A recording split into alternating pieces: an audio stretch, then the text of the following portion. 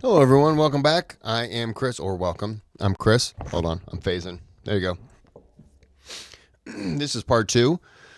Nelson's battle in 3D. Before we get started, I already clicked that thumbs up. I've already subscribed to the channel. But this is what it takes. It's completely free, and this is what it takes. Click. That's it. Completely free. Helps me out. If you could just do that.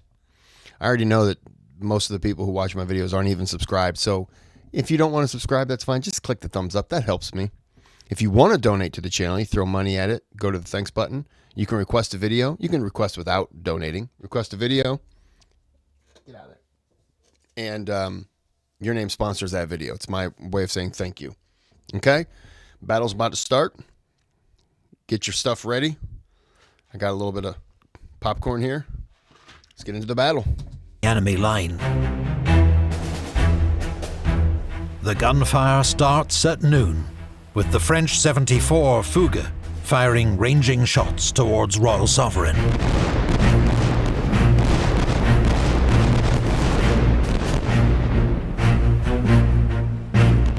Gradually, gunfire from the combined fleet builds to a steady thunder.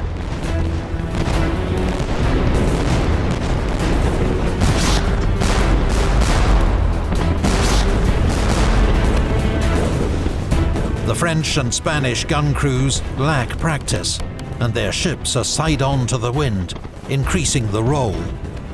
So most of their shots miss their mark. A new signal flies up Victory's mizzenmast. Engage the enemy more closely.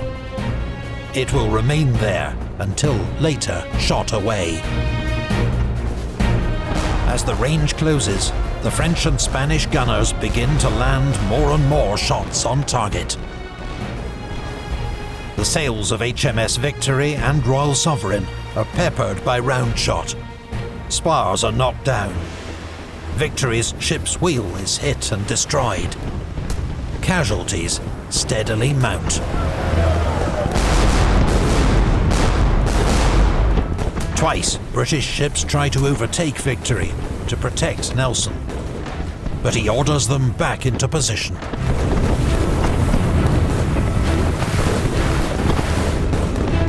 Nelson intends to break the enemy line at Villeneuve's flagship, the Bucentaure. Targeting the enemy commander is part of his ruthless approach. But the enemy's ragged formation and a lack of identifying pennants means he has to guess which is Villeneuve's flagship. Fortunately, he guesses right, and around 12:30, HMS Victory is poised to break the line just astern of Bucentaure.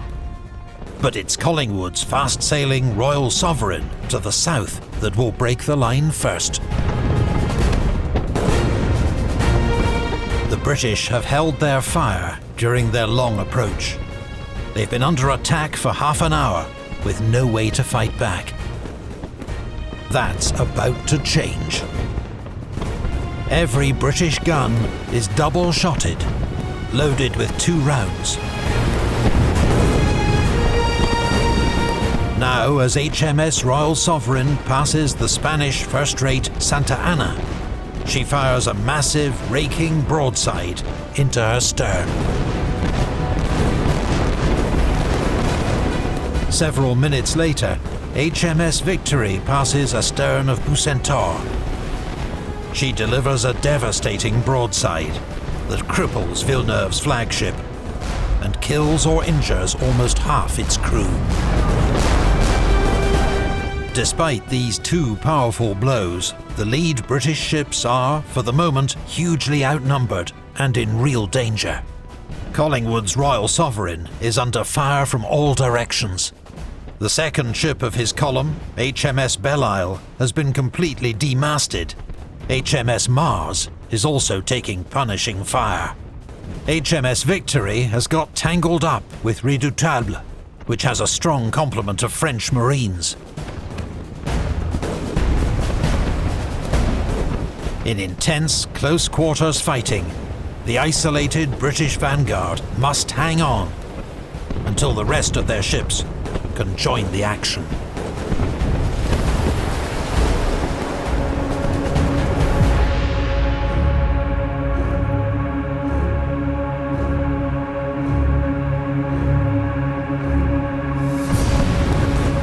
After 20 precarious minutes, British ships are arriving, one by one, to join the battle.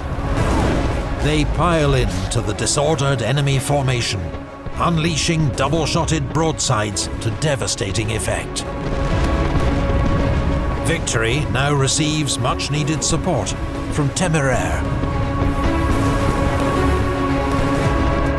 As successive British ships enter the fray, a mass brawl develops. It's exactly what Nelson wants, the enemy unable to escape and pummeled at close range. Meanwhile, Admiral Dumanoir's Franco-Spanish vanguard has begun an agonizingly slow turn to try to rejoin the battle. But it will be more than an hour before they're in position. HMS Africa, a 64-gun third-rate, had earlier become separated from the British fleet. Her captain, Henry Digby, now deliberately misinterprets Nelson's order to withdraw to safety. Instead, he charges straight into the battle from the north. HMS Africa sails alone past the entire... I'm sorry, did he say he deliberately misinterprets it? Well, I wish it would stop doing that. I'm gonna go back. Digby now deliberately misinterprets Nelson's order to withdraw to safety. Instead, he charges straight into the battle from the north. Wow. HMS Africa sails alone past the entire enemy vanguard, trading broadsides all the way. Then she joins the attack on the giant Santissima Trinidad of 136 guns.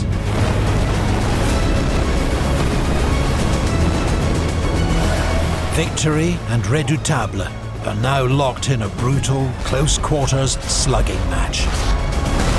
British guns smash the French hull to splinters, while Redoutable's crew assemble on deck to board Victory.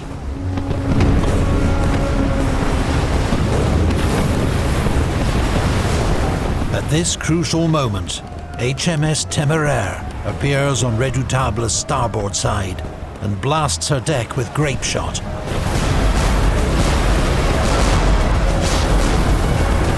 The French boarding party is mown down.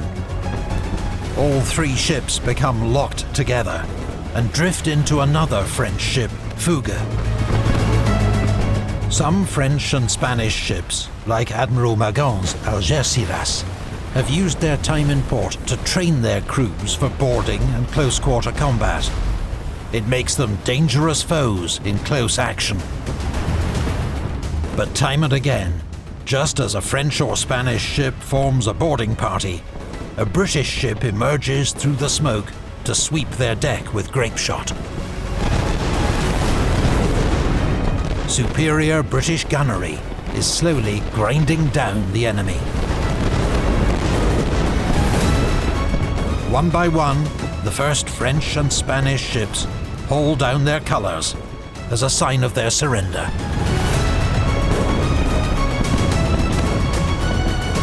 At the height of the battle, a French sniper, perched high on Redoutable's mizzenmast, spots the British commander on the quarterdeck of HMS Victory. Nelson is easily distinguished by his bright decorations, which, against advice, he has refused to remove. Now, he is struck by a single musket ball, which plunges into his shoulder and down through his spine. "They finally succeeded," Nelson exclaims. "I am dead." He is carried below for medical treatment, where he's brought frequent reports on the progress of the battle. It is now 3 hours since battle was joined. To the south, the French 74 Achille, under fire from multiple ships, has caught fire. While to the north, Dumanoir's vanguard is finally in position to join the battle. But only Intrépide makes a determined attack. The other ships fire a few ineffective long-range shots, then veer away, rather than engage the British in close action. One captured Spanish crew, witnessing this conduct, is so enraged that they offer to open fire on their supposed allies. I don't blame them at all. I don't blame them at all. Yeah, you feel like you're just leaving us now. What are you doing? I mean, everything is confined. Just jump in. Wow. But the French ships soon slip out of range. They can see that Villeneuve's fleet is beaten. More than a dozen French and Spanish ships have now... Well, yeah, it's beaten if you don't join. Yeah, 5 of the ships with all the guns. There's a...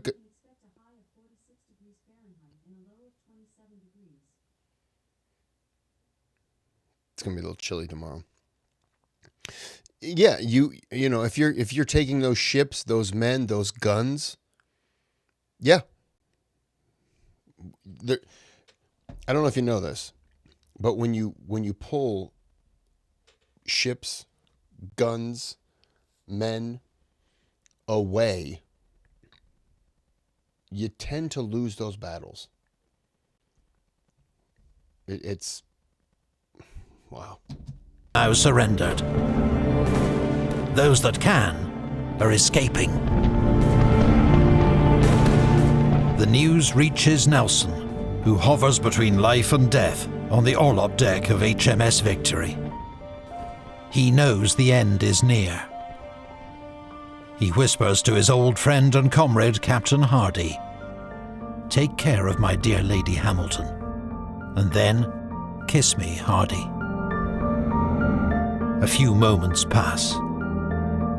"Thank God I have done my duty," Nelson murmurs, and dies soon after.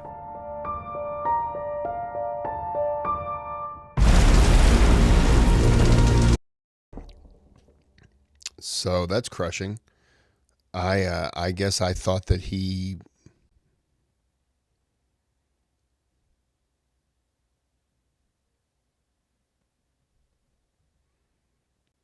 I guess I figured he had a much longer life in the Navy. Wow.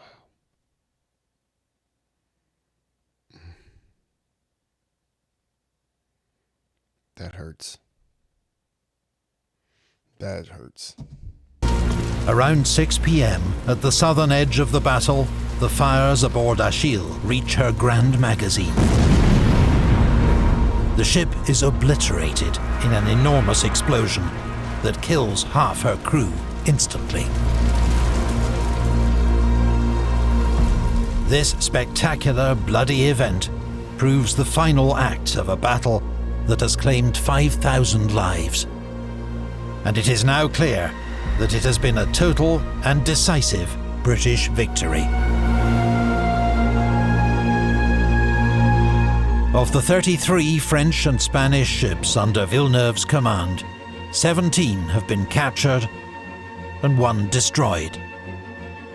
And though several British ships are badly damaged, none have been lost.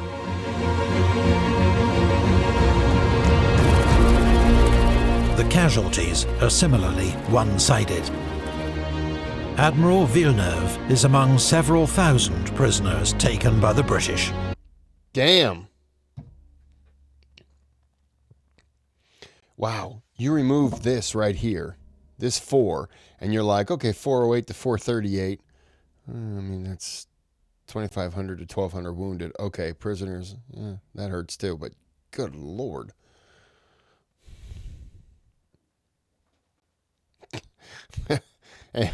and just think about how all the people who just the skedaddled, they were like, yeah, we're not doing this. We're out of here. Maybe they were the smart ones. Wow. Nelson dying still, that gets me. Hey, stop. That gets me. Admiral Villeneuve is among several thousand prisoners taken by the British. He is allowed to return to France, but 6 months later he is dead. By suicide or murder remains unclear. I'm going to put my money on he was killed.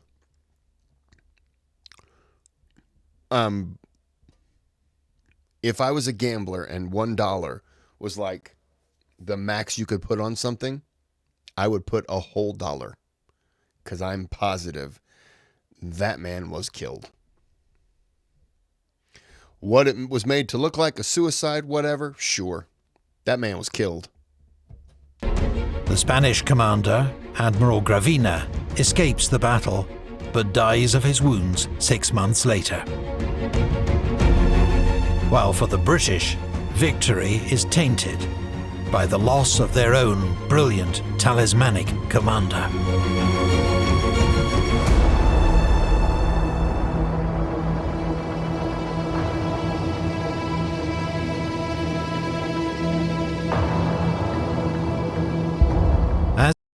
Wow.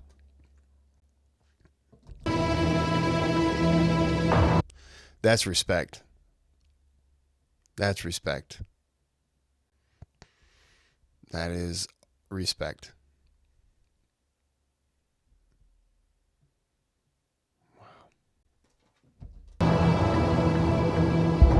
As he lay dying, Nelson's last order to the fleet had been to drop anchor, fearing bad weather. He was not wrong. A ferocious Atlantic storm soon develops, battering the victorious fleet and its many prizes. The gales howl for days, causing chaos and scattering battle-damaged ships across miles of ocean. The French and Spanish take advantage, trying to retake some of their captured ships. French frigates recapture the Spanish first-rate Santa Ana. 4 captured crews rise up against their British captors and retake their own ships. But 3 of these are driven ashore and wrecked. Despite immense efforts, the British save only 4 of their 17 captured prizes. The rest are burned or lost to the storm, which probably claims more French and Spanish lives than the battle itself. For the French, there seems no end to the bad news. 2 weeks later, Admiral Dumanoir and his 4 French ships which had escaped the battle are intercepted by Captain Strachan's squadron off Cape Ortegal.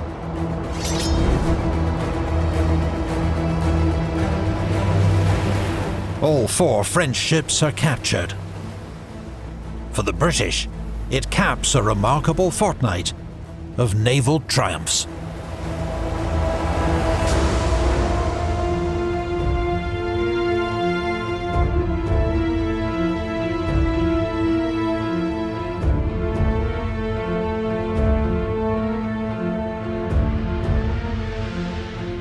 Admiral Nelson's body is returned to England aboard HMS Victory, preserved in a cask of brandy, lashed to the mainmast.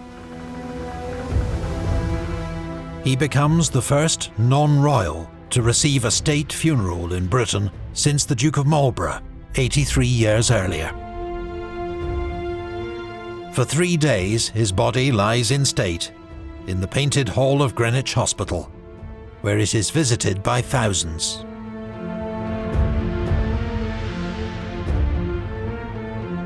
Then he is moved by river to St. Paul's Cathedral, where the funeral procession includes 32 admirals, 189 carriages, and thousands of troops.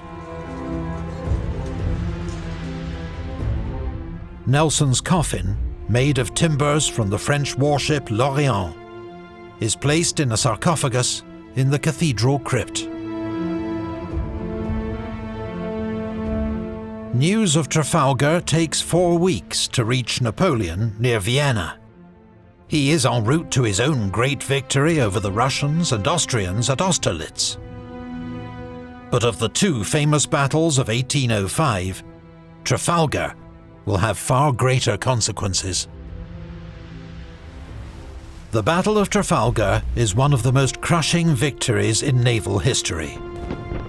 It did not save Britain from invasion. That danger had already passed. But the sheer scale of victory ensured British supremacy at sea was unchallenged for the remaining 10 years of the Napoleonic Wars. Napoleon had to look for other means to defeat the British, a path that would lead him into grave errors, and pave the way for his own eventual defeat. For Britain, the naval dominance secured at Trafalgar would underpin her imperial power throughout the 19th century, an age she dominated as the world's leading global empire. The Royal Navy would not face a serious challenge at sea until the Battle of Jutland, more than a century later.